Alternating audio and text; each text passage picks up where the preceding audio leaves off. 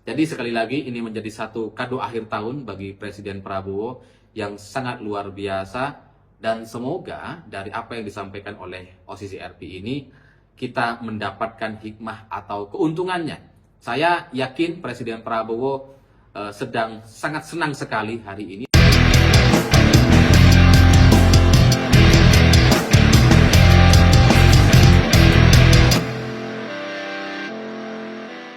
Selamat malam semuanya. Di akhir tahun 2024 ini ada satu berita yang sangat-sangat mengejutkan, dan ini menjadi satu bagian dari sejarah besar bagi bangsa Indonesia karena Pak Jokowi atau Joko Widodo masuk ke dalam kategori tokoh paling korup di dunia versi OCCRP. OCCRP ini adalah Organized Crime and Corrupting Reporting Project, yakni organisasi jurnalisme terbesar di dunia. Dan Pak Jokowi masuk ke dalam salah satu tokoh terkorup di dunia.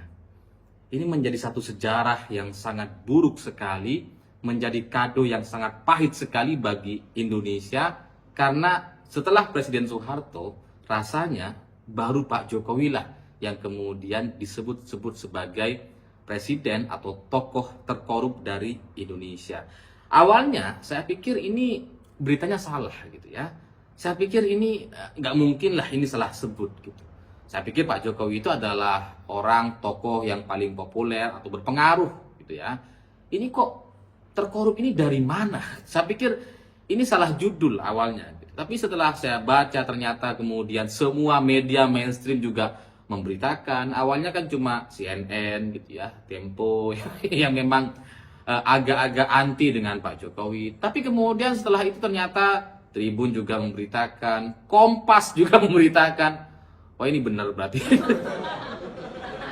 Dan setelah saya baca, ternyata yang masuk menjadi satu kategori dalam pemimpin atau tokoh terkorup di dunia tidak hanya masalah kasus korupsi, tapi juga terkait kasus kejahatan organisasi. Jadi mungkin gitu ya, Pak Jokowi masuk ke dalam kategori kejahatan organisasi, karena dari pernyataan OCCRP atau Sullivan, pemerintah yang korup ini melanggar hak asasi manusia, memanipulasi pemilu, menjarah sumber daya alam, dan pada akhirnya menciptakan konflik akibat ketidakstabilan yang melekat pada diri mereka. Satu-satunya masa depan mereka adalah keruntuhan yang kejam atau revolusi berdarah. Jadi kalau dari pernyataan OCCRP ini saya akhirnya bisa mengerti gitu, bahwa ya ini bukan hanya soal korupsi uang atau merugikan negara atau mengambil kekayaan sumber daya alam negara untuk kekayaan pribadi. Tidak hanya terbatas itu, tapi juga terkait memanipulasi pemilu. Ada juga soal menjarah sumber daya alam dan sebagainya. Ya, yang paling kita bisa pahami, yang paling kita bisa mengerti terkait manipulasi pemilu, dan itu memang sudah kita saksikan bersama-sama dan itu tidak terbantahkan. Tidak ada satupun manusia di Indonesia atau di dunia ini yang bisa membantah bahwa pemilu 2024 adalah hasil dari kejahatan seorang Jokowi, di mana ada manipulasi pemilu, terus kemudian ada proses-proses yang sangat buruk sekali. Ada proses di MK yang tiba-tiba mengubah undang-undang untuk memberi karpet merah kepada Gibran. Ada cerita soal partai coklat, ada juga intimidasi kepada kepala daerah, kepala desa, yang kemudian itu menjadi satu contoh buruk yang begitu sempurna dari pemilu 2024. Dan itu ternyata juga diakui oleh pihak OCCRP.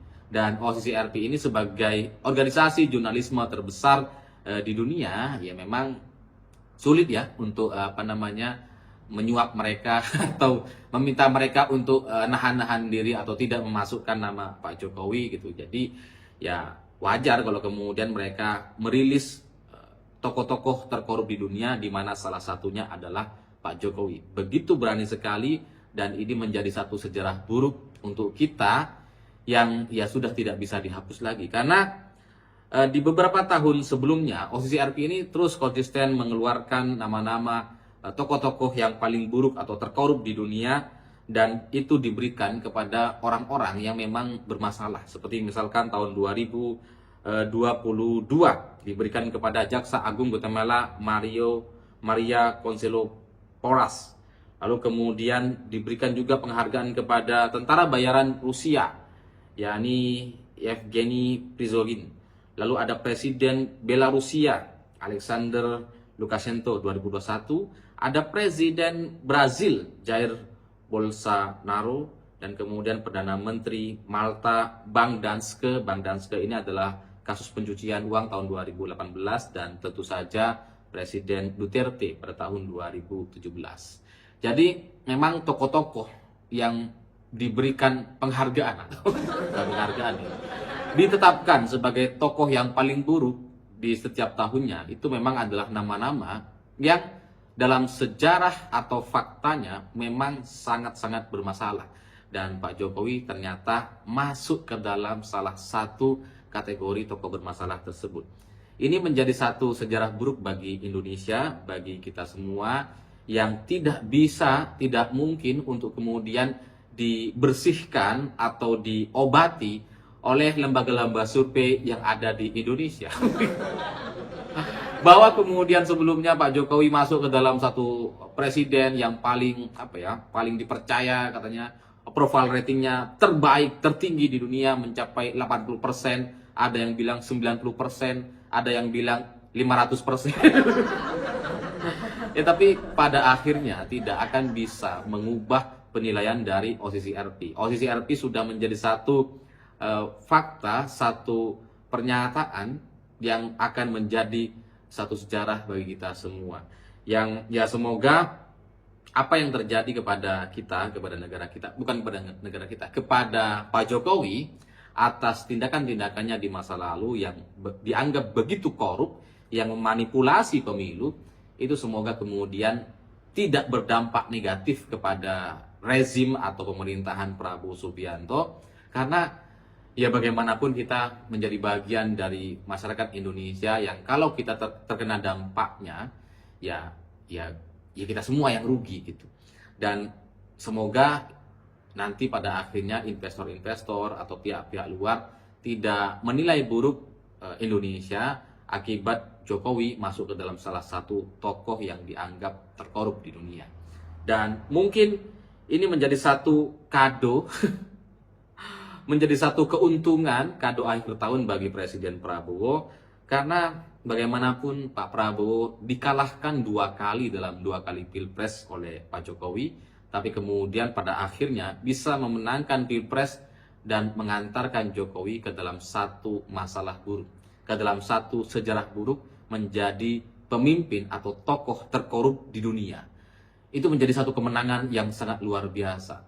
Prabowo bisa saja 2 kali kalah, dia sudah menerima, tapi kali ini dia memenangkannya, dan tidak hanya memenangkan, tapi membuat orang yang sudah pernah mengalahkan atau berkhianat itu menjadi orang yang sangat buruk sekali di dunia, dan menjadi satu sejarah yang akan dicatat oleh kita semua bahwa Jokowi adalah tokoh terkorup di dunia. Ini menjadi satu kado akhir tahun, dan semoga setelah itu Presiden Prabowo bisa mengambil satu langkah-langkah kebijakan atau sikap politik yang berbeda dari tahun 2025 sampai pada akhir pemerintahannya, dan semoga dengan kado atau kejutan di akhir tahun kepada Pak Jokowi dan Indonesia ini, itu bisa membuat Presiden Prabowo lebih lincah dan lebih terbebas, merdeka dari tekanan-tekanan Pak Jokowi. Karena sebelum-sebelumnya kan kita bisa melihat gitu ya, bahwa Pak Prabowo ini nampaknya masih cukup bisa ditekan oleh Pak Jokowi, masih terpengaruh sekali oleh Pak Jokowi,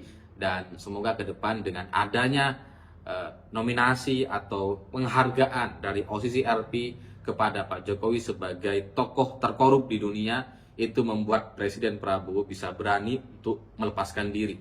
Karena pada akhirnya kalau Pak Prabowo ini masih terus menghadap ke Solo gitu ya, terus menteri-menterinya kemarin kan masih menghadap Pak Jokowi, menghadap ke Solo, konsultasi kepada Pak Jokowi, seolah-olah Pak Jokowi ini masih presiden dan masih sangat berkuasa sekali di Indonesia. Maka kalau ini terus dibiarkan atau dilanjutkan oleh Prabowo atau menteri-menterinya, nampaknya itu akan merugikan kita semua. Karena Dunia sudah mencatat, OCCRP sudah menyebutkan bahwa Jokowi adalah tokoh terkorup di dunia, dan kalau kemudian pemerintah, rezim, atau menteri-menterinya masih sowan-sowan terus kepada Pak Jokowi, khawatirnya investor asing atau pengusaha-pengusaha internasional nanti akan melihat bahwa Indonesia jadi tidak menarik lagi. Karena Indonesia masih di bawah kendali Jokowi. Meskipun presiden sudah berganti, presidennya adalah Prabowo, tapi menteri-menterinya masih menghadap Pak Jokowi, masih meminta petunjuk kepada Jokowi. Itu yang kemudian nanti akan membuat negara kita atau kita semua mendapatkan dampak atau efek negatifnya. Jadi sekali lagi ini menjadi satu kado akhir tahun bagi Presiden Prabowo yang sangat luar biasa, dan semoga dari apa yang disampaikan oleh OCCRP ini kita mendapatkan hikmah atau keuntungannya. Saya yakin Presiden Prabowo sedang sangat senang sekali hari ini. Saya ucapkan selamat gitu ya. Ya meskipun di dua kali Pilpres saya berbeda pendapat dengan Pak Prabowo, tidak memilih Pak Prabowo, tapi semoga dengan adanya OCCRP ini bisa membuat Presiden Prabowo lebih bisa mandiri, merdeka, dan bisa membawa negara kita ke arah yang lebih baik. Terkait apa yang terjadi di pemilu 2024, meskipun hasilnya adalah Pak Prabowo itu sendiri, tapi pada prinsipnya kita tahu betul bahwa yang dipaksakan untuk maju itu bukan Presiden Prabowo. Prabowo tidak ada masalah ketika tahun 2024 untuk maju, karena sejak 2014 memang sudah bisa maju. Yang dipermasalahkan terkait manipulasi pemilu dan sebagainya jelas adalah Gibran yang maju lewat perubahan undang-undang di MK. Adalah anak Pak Jokowi yang sangat dipaksakan meskipun usianya belum cukup. Dan itu yang menjadi satu catatan buruk, menjadikan Pak Jokowi sebagai tokoh yang paling korup di dunia. Ya semoga kita semua bisa bersabar sebagai relawan, orang yang selama 10 tahun terakhir ini begitu mendukung Pak Jokowi dengan semua kerja-kerjanya. Pada akhirnya ternyata Pak Jokowi harus masuk ke dalam satu tokoh yang paling korup di dunia. Itu memalukan sekali, dan saya juga ikut malu. Ya meskipun pada akhirnya semua kerja-kerja Pak Jokowi itu memang tidak bisa kita nafikan. Ada kerja-kerjanya, tapi masalah atau legacy yang diberikan kepada kita semua ditinggalkan, menjadi satu cerita yang sangat buruk sekali untuk sejarah dan wajah Indonesia. Saya nggak tahu apa yang akan terjadi setelah ini, tapi ini menjadi satu tanda-tanda bahwa nampaknya pengaruh Jokowi dan keluarga itu memang harus dibersihkan dari kabinet Prabowo. Karena kalau enggak, ya dampak negatifnya itu akan kemana-mana. Tidak hanya investor atau kepercayaan pengusaha-pengusaha asing nampaknya, tapi juga banyak sekali negara-negara luar sedang melihat ke arah kita. Pemimpin-pemimpin dunia, pemimpin atau kepala negara di dunia akan menilai dan melihat apakah Presiden Prabowo masih akan terus-terusan tunduk kepada Pak Jokowi. Setelah ini semoga dampak positifnya untuk kita semua, dan bagi Pak Jokowi ya gimana? Kita sudah tidak bisa membela lagi, dan lembaga survei yang sebelumnya sudah menyebut Pak Jokowi katanya approval ratingnya tertinggi di dunia itu pun ternyata tidak diakui oleh negara-negara lain, tidak masuk ke dalam satu list pemimpin dunia yang didukung atau mendapatkan approval rating tertinggi di dunia. Jadi ya meskipun di negara kita katanya seperti itu, approval ratingnya tinggi, tapi di dunia tidak diakui. Jadi dari apa yang disampaikan oleh OCCRP hari ini, itu nampaknya menjadi satu alasan dan membuat kita jadi tahu kenapa dunia tidak mengakui approval rating Pak Jokowi. Karena ternyata ya mereka juga sudah meragukan itu semua. Saya pikir itu. Terima kasih sudah menonton. Begitulah kura-kura.